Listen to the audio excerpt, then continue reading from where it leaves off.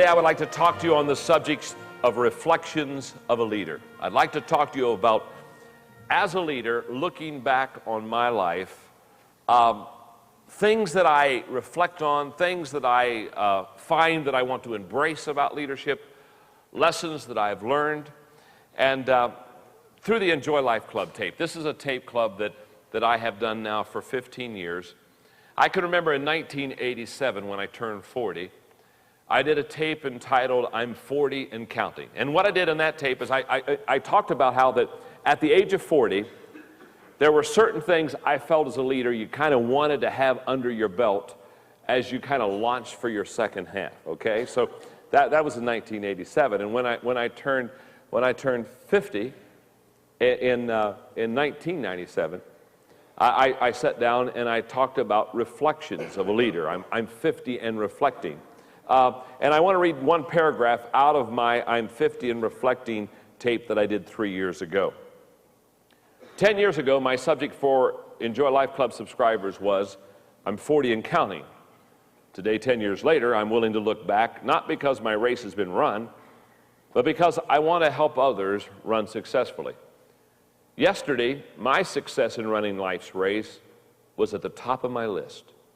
Today, I feel like Paul, who said, keep track of those you see running this same course, headed for the same goal. I guess what I'm saying to you is the difference between, for me, 40 and 53 is that at 40, I really wanted to personally win. And God has helped me, and I've had some wins, I've had some losses. We all have, haven't we? But as I now am 53, and as I reflect back, trying to win myself has been kind of replaced with trying to help other people win and adding value to their life. So I would like in this lesson, if I could, I would like to reflect some, and I'd like to kind of get personal with you, and I'd like to hopefully come home and connect with you on some things I've learned, that I know, and that I embrace about leadership. 3 thoughts here under the results of reflection time. In other words, when we reflect, there are some things that happen. And number 1, for example, when we reflect, it allows us to have second thoughts first. And that's refreshing. You know, just to be able to have the second thoughts first and say, oh my goodness, I've never been able to do that. Number 2, over time, the important and the unimportant separate. That's a fact. What comes together and won't separate when you're young, the older you become, the more you reflect, the more it separates for you. And number 3, and it's all written in there for you, only time will allow us to journey from the know-how of leadership to the know-why of leadership. In fact, I want to share with you the 5 stages as I have tried to grow and develop as a leader, the 5 stages of leadership knowledge for me. First of all, the know how to lead. That's what happens as I began to grow as a young leader. This deals with learning and growth. Early on in our stages of leadership development, we began to learn to know how to lead, and we began to learn and grow. Number 2, the second stage is to know who to lead. And this deals with community and teamwork. Pretty soon you begin to know who you want to link up with to develop as community and team. Stage number 3, know where to lead. And this deals, I believe, with calling and vision. Now those 3 stages, the know how, the know who, and the know where, I think those in my life have unfolded before the age of 40. The last 2 stages, they've come on along a lot later. Stage number 4 is know when to lead. I think this takes a lot more timing because this takes a lot more time because this deals with timing and with effectiveness. As you mature, the know when to lead is really important. And then I think that the stage that I've gone through in the last 3 or 4 years that has really helped crystallize things for me is stage 5, know why you lead. And this deals, I think, with motives and with security. And so that little bit of reflection with you for a couple of minutes, I would like now to give you 4 or 5 reflections as a leader. Things that I look back at, that I can with integrity look you in the eye today and say to you, you can go to the bank on this leadership thought. Reflection number 1, people become like their leader. That's a fact. The people you lead become like you.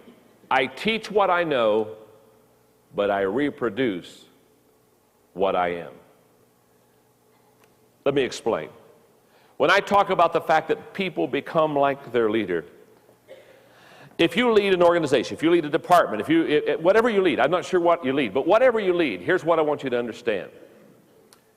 The longer you lead your people, the more they become like you. In fact, I can still remember as a young leader in the 1970s, going to a conference in Canton, Ohio, and having this leadership teacher say something that just shook, I think, the whole foundation of the people attending the conference, because he looked at all these leaders and he said this to me. He said, if you have been the leader of your organization for 3 years or longer, every problem in that organization is your problem. I mean, it just settled like it just settled here. Now, you have to understand, I'd only been a leader of my organization at that time for 2 years.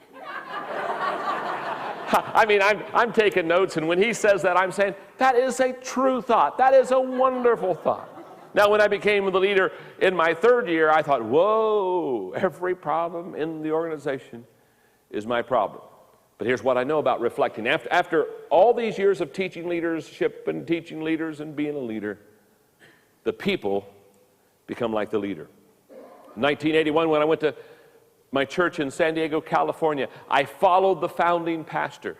He'd been there for 27 years. He was a great musician, had an Irish tenor voice. And when I went to the church, you know what amazed me? The church was filled with musicians. I mean, I just couldn't believe it.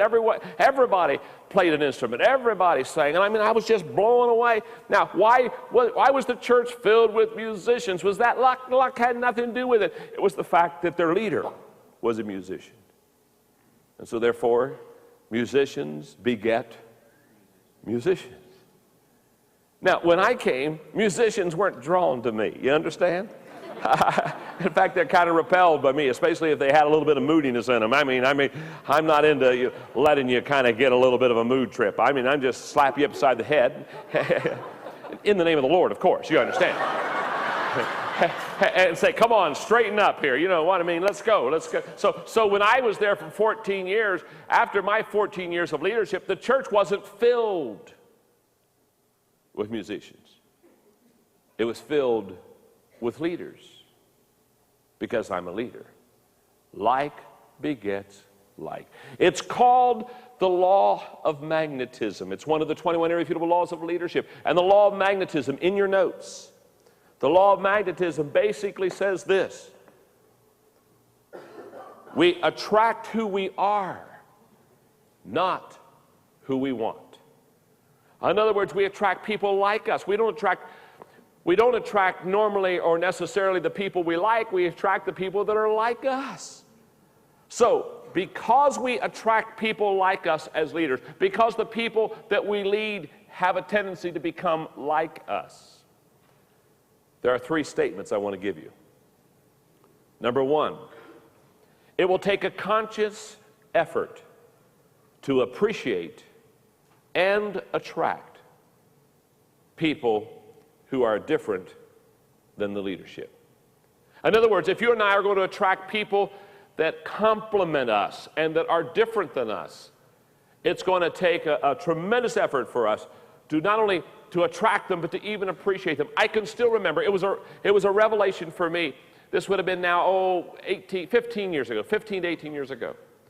I can still remember reading a book by Florence Littauer called Personality Plus, where she talked about the 4 temperaments. And I'm reading this book, and all of a sudden I realized that not everybody not only is not like me, but it is legitimate for somebody to be not like me. In fact, they can go to heaven and not be like me. Now, I'm convinced they won't go as quickly, nor they have as nice a place. But it was huge for me the day that I realized that different people, that diversity is good, not bad. Now, when I talk about the fact that it's going to take a very conscious effort for you to not only appreciate but attract people, here's what I'm saying.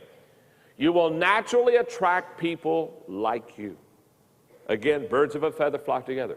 So you have to, on purpose, reach out to people that are different than you to allow them to complement your giftedness. And this is especially true when you develop your inner circle, the people that are going to be closest to you. They need to be different. The best way I can explain this is, temperament-wise, I am choleric sanguine. That's my temperament.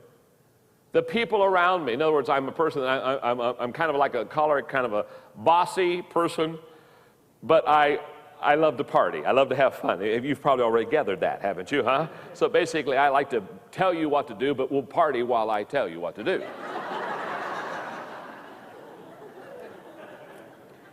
But most of my inner circle people, almost all of them, I mean almost 100% of them, do not have my temperament. Most of them are melancholy. I've got a lot of flags around me. I've got a lot of stability. I've got a lot of people that can have details and close the door. Now, all I'm saying is I value them tremendously because they balance me. They complement me. And when you attract people like you, you have to make a conscious effort to allow other people to come into your life that are different than you, and that's okay. That's what makes a good leadership team. Statement number 2. The people tend to have the same strengths and weaknesses of the leadership. That's a fact. So when you attract people around you that are like you, the good news is that you have the same strengths. The bad news is you have the same weaknesses. And so therefore what happens is if the people around you are like you, there are open, huge blind spots in your company and organization that are just going to give you all kind of trouble because all the people you have, they kind of think alike, they're on the same philosophical bent, and there's not going to be the balance that you want. Number 3, the third statement is this, that the leadership of the organization must change before the people. If you want to change the organization, change the leader. We've talked enough about that. Oh, by the way, let me just say one thing about change. Let me stop here just a second, and then I'll go on, okay? Let me just say one thing about change. I used to think that leaders kind of were excited about change and followers resisted change. Now, I used to think that. I don't think that anymore. In fact, what I've come to the conclusion is that leaders, I think, resist change as much as followers, unless it's their idea.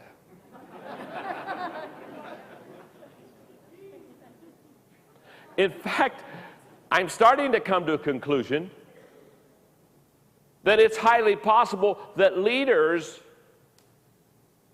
resist change more than followers because they have their turf. Are you with me? And if they think anybody's going to do something that's going to get in their turf, their domain, interrupt their plans for their people, there's a tendency for them to become highly defensive and against someone else's desire to change. That's very important for you to understand. Now, who you are is who you attract. And I am convinced that we attract people like ourselves. One last thought before I take you to reflection number 2.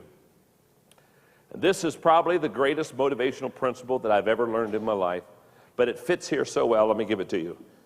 Remember this, people do what people see. And because of that, this reflection of people becoming like the leader just increases. Okay, that's one reflection I want you to have. A second reflection I want you to have as a leader as I look back at my leadership is that leading others takes courage. It takes a lot of courage to lead others. In fact, in your notes, knowing the right decision is easy. Making the right decision is hard. How many of you have known what you should do? Let's just stop here for a moment and get a show of hands on this. How many of you have known what you should do, but because it took courage to do what you should do, you delayed the decision of what you should do? At least once today. Now we all have. I have. We all have. You know. And now in the Christian circles, what we do when we don't want to make the hard decision is we just say, "Well, I'm praying about it." Oh, we get so spiritual, don't we, huh? Yeah, I'm praying about that. Now, what I'm talking about here is, this is very true, and this was very difficult for me. Making hard decisions was very, very difficult for me because I grew up in a home of my family, very loving, unconditional love to us. So I grew up in a home that was very peaceful. So peace was something that I cherished. Can you imagine when I became a leader? How naive, a better word, how stupid. Because I had this congregation, I want everybody to be happy, and I want everybody to get along, and I want everybody to kind of join hands, close their eyes, and hum along and sing Kumbaya, my Lord. Come on. And obviously, when you start leading people, and you just find out that people are tough to lead, and they're difficult, and some of them are just downright nasty. And you've got to, as a leader, begin to make hard decisions. You see, I learned a long time ago, as leaders, we love the perks of leadership, but we don't want to pay the price. And as leaders, one of the prices that we pay as a leader is these tough, hard decisions. I remember, again, when I went to my church in San Diego, California, the pastor, who was a marvelous man, marvelous person, but he'd been there for 27 years. And just like if you live in a house for 27 years, after a while, you just accumulate a lot of stuff. Are you with me? I mean, you just need to move every few years to kind of clean out the attic or have a fire or something. You know what I'm saying? And I can still remember as I went to that church, he looked at me, and bless his heart, he was tired, and he should be tired. He founded the church. He's a great man. But I can still remember looking at me and saying, "John, there are some tough decisions you have to make." And he said, "I'm tired and I'm worn out." And he gave me a list of all the tough decisions I had to make. And I had to let staff members go. I had to relocate the church. It was a big list. And I realized even as a young leader going to San Diego, that the only way that I was going to succeed is by learning how to make the tough, hard decisions. It's kind of like this. I think this is the best way to explain it. Here's the way this works. Most of the decisions a leader has to make are not that difficult. In fact, the average freshman in high school that is reasonably intelligent can make most of the decisions a leader has to make. 95% of them, if you're just an average good student and freshman in high school, you could make 95% of the leadership decisions that you need to make in an organization. But it's that last 5%. That's what they pay you for. Because those are the tough decisions. I can still remember going through those difficult decisions I had to make in my church in San Diego. And they were. If I had 2 hours, I would tell you stories you would not believe. But in 1995, when I resigned the church, one of the commitments I made was I was going to make the tough decisions before the next pastor came. And I went in and I weighed in and I made some real tough decisions, and with great integrity when he came, I said, "I just want you to understand something. You see this list here? These are all tough decisions, and I made them. Now, you're on a honeymoon stretch right now. Enjoy, because in a little while, you're going to have to make some tough decisions that are going to pop up, because that's the way leadership works. Leadership's difficult. I was talking to a pastor the other day who, he was a little bit complaining because they had to raise some money for a building program, debt retirement, and he was complaining, and he said to me, he said, "Well," to be honest with you, he was a little whiny. He said, "Well, John," he said, I don't think the people are ready." And I don't know what he expected me to do, whether he wanted me to kiss his owie or sit down, and I don't understand the process. But, "Well, I don't think the people are ready." And I looked at him and I said, "Of course they're not ready. That's your job. You're the leader. Hello? Anybody home?" That's what leaders do. In fact, I said, let me put it this way. If the people were ready, they wouldn't need you.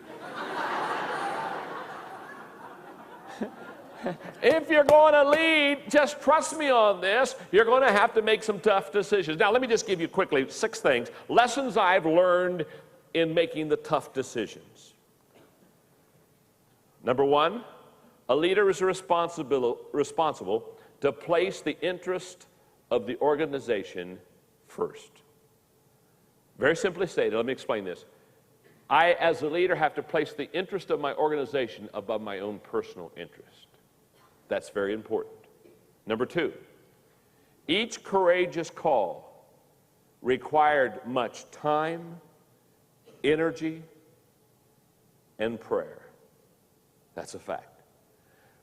You don't make a tough call flippantly. You don't just get out one day and say, oh, I got a real tough call. I don't know, should I relocate the organization or not relocate the organization? Well, let me see. Let me get a coin. Heads, we relocate. Tails, we stay. Life is not that way. I mean, when you make a tough call, you're going to have to take a lot of time. It's going to require a lot of energy. Oh, I don't even have time to tell you the story, so I won't tell you the story, but I wish I could have time to tell you the story. When I went to my second church at the age of 25 and had an incompetent secretary. Incompetent. She couldn't spell. She couldn't file. She forgot things. She didn't answer the phone right. She couldn't organize. Other than that, really no problem. I'm 25. She's been secretary for 26 years.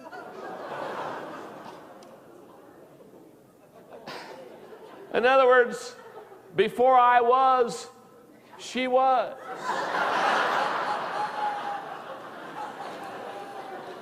Oh. I don't even want to go there. I don't even want to go there talking about having to let her go. It took me 3 years to prepare files and the whole process to get the whole deal ready to let her go. When I tell people they want to be leaders, I always want to stop and say, time out. Are you sure? Do you know what you're getting into? The third thought about making the tough calls is that each courageous call demanded risk. I've never made a courageous call that I didn't have to risk something. I know a lot of people say, I don't mind making tough calls as long as there's no risk involved. Hello? What have you been smoking? They're all risk. If it's a tough call, it's a risk. Don't worry about that. Get out on the limb. Get out. Go ahead. Get out there on the limb. Get out. That's where the fruit is. Quit hugging the tree trunk. Singing Kumbaya. Waiting for the fruit to fall. Hello. Each courageous call demands risk. Number 4, each courageous call was questioned and criticized. I have never made a tough call where everybody stood and gave me a standing ovation. The reason they're tough is there's a lot of people that don't like what you're saying. Hello? You're going to be criticized. In fact, again, just in reflection, folks, I have made tough calls that still haven't turned out right. Are you all right out there? I was at a leadership conference recently and I heard a leader say, if you make the tough call, if it's the right tough call, it will eventually turn out right. And I wanted to stand up and say, I give you an A for effort, but you just flunked leadership. Because I want to tell you something. There are tough calls that you will make that are right. And they'll never turn out good for you. Just trust me. I live with some of them. I've had to let very close friends go, and they'll never understand. They never will understand. It's not a lack of explanation. It's not a lack of effort. It's not a lack of trying. It's just the fact that when you're a leader, you're going to make some tough calls, and I do believe that most tough calls will turn out good for you. Now, let me tell you something. Tough calls will always turn out right for the organization, but they won't necessarily always turn out right for you. It's part of the process. Number 5, Each courageous call cost me greatly. I always paid for the courageous call that I made. You always give up some change. Are you with me? Trust me on this. If it didn't cost you anything, it wasn't a tough call. And lastly, each courageous call cost me greatly. What I'm saying is that every time I made a tough call, I've lost some change in my pocket. And again, I could go through a whole list of the cost that is involved, but just trust me on this. When you make a tough call, there's a cost involved. But here's what's really wonderful. Number 6, each courageous call lifted me to a higher level. In fact, the thing that I want to make sure that I get to you before I get to reflection number 3, because it's so important, is this. When you have a tough call, gang, here's the way this works. You don't want to make the tough call. Humanly, it's tough to make. I understand all that, but here's what I want you to understand about tough calls. When you make the tough call, tough calls equal a breakthrough.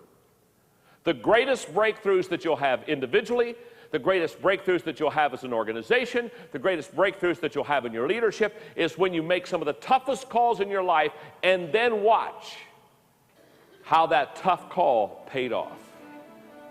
So every time you have a tough call and you don't want to make it, just say, oh, I've got to get through it, I got to get through it, I don't want to get through it, but I got to get through it, because if I can get through it, on the other end is a breakthrough for me and for the organization.